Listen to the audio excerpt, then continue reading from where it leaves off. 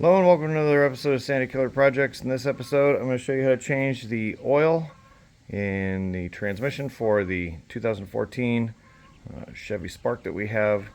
We're going to change the oil, the filter, and the strainer. So as you can see from the jack placement, I already have the car up in the air, but the drain pan that we need to get to is this guy right here, right up front. That's why we put the jacks towards the back. It makes it easier to access the transmission cover, which is the flat one, not the dump down one. This is the engine side.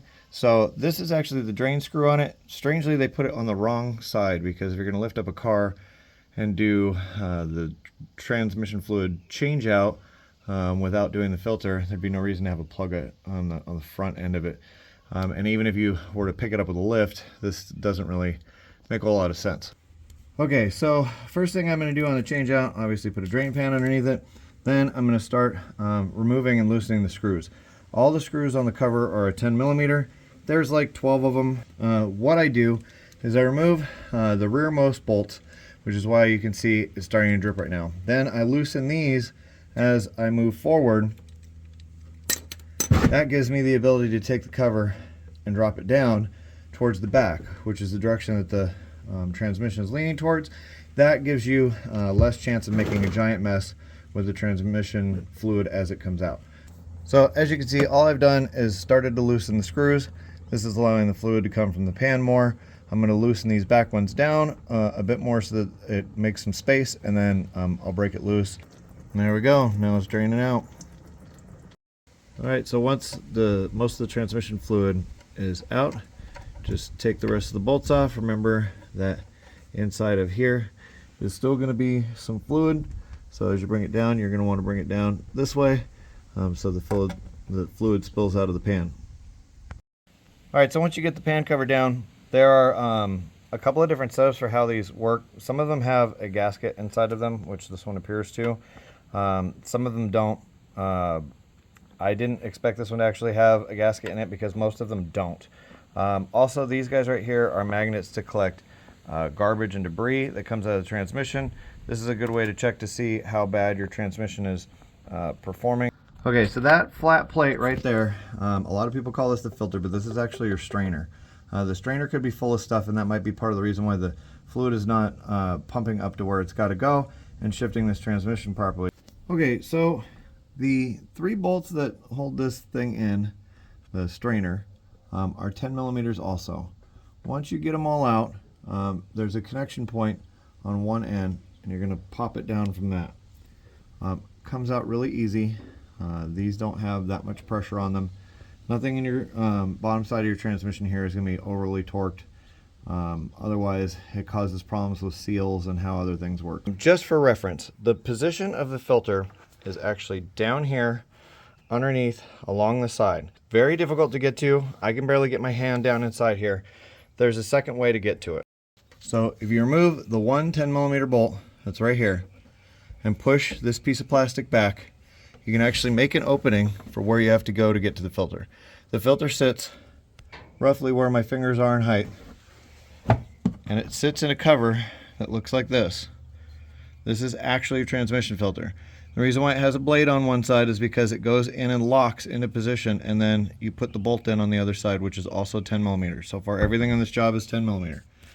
The filter looks like this little guy right here. And this thing is not easy to get in and out. It's a very, very tight space. But this filter should be changed also, especially if it hasn't been done yet.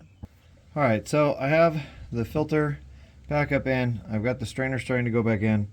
I've looked up the torque specs on all this just for reference numbers, but like with any automatic transmission, almost everything that's going to be regular maintenance is going to be like under 10 pounds of pressure.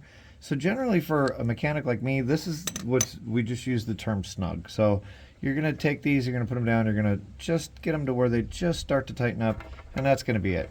The point for this is like it's like 7 foot-pounds, and the point on the side's like 8, and the cover is like 6 or 8.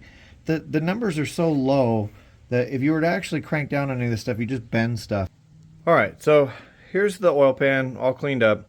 As I said, this one is one of the few that you see, at least online, that are gasketed. The gasket is a metal gasket.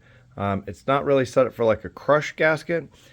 So what I'm going to do is I'm going to put a little bit of gasket adhesive around the holes to give this a place to stick to, and then I'm going to do kind of the same thing on the top. That way it allows the gasket itself to do its job, which it has like a little high spot on either side of it that allows it to become your actual sealing surface for the car, the transmission side and the pan side. Okay, so now that I have the pan gasket in its position and I have a little bit of sealant on it to keep it in position on both sides for the transmission side and for the pan side, I'm going to take those magnets that were down at the bottom that were very dirty. I've cleaned them all up and I'm setting them back down in position. Give this a couple of minutes just to kind of tack up just a little, and then I'm going to stick it on the car. All right, so once you have the oil pan back on and tightened down, we're going to go up top and fill it. All right, so in an earlier video, I showed how to take the air intake box out so that you get to the transmission dipstick, which is down there. This is a transmission filler funnel. It fits down into the transmission dipstick hole. So we're going to fill it. It takes dextron moron, ATF. Even though it's a CVT, this will work for CVT transmission.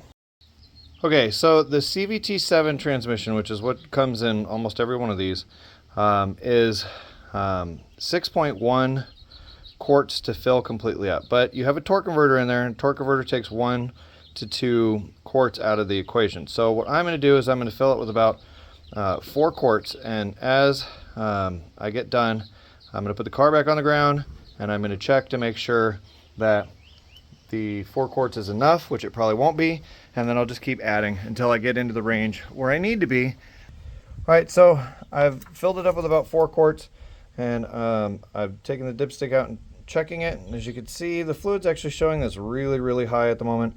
I've taken it out a few times in the filling process and checked it, and it was showing towards the top of the mark. So what's going to happen now is I'm going to have to reinstall the airbox and then drive it around a little bit and let some of the fluid circulate, and then come back in, take the airbox out, and double check it. You have to do this with automatic transmissions because of the fact that the fluid has to be at the right level in these, or it'll cause you to have shifting issues. All right, so I've already walked through this, how to do this in the how to check the fluid level video, but I'm going to go over it one more time really quick so that we have a reference to it. It's the 3 10mm here, the hose on the side, the hose connector on the top, this plug that goes on to this air sensor. There's a little clip that goes inside of that. When you're taking it off, remember to depress the little tab on that. There's a push pin on the side, there's a 10mm here, and there's a grommet in the middle that puts this all into place. When this is all tightened back down, I'm ready to drive it around. All right, so the point that I'm at, this is all done. I've actually already taken it out for a drive, and it is still bouncing around a little bit. So I'm going to take this back off. I'm going to double check the fluid. I'm going to add more if needed. If not, and we're at a good level, then we're on to the next problem, which I believe is the transmission control module. So that's going to do it for this episode of Sanity Killer Projects. As always, thank you for watching. Please make sure to like, share, and subscribe. We'll keep making more content.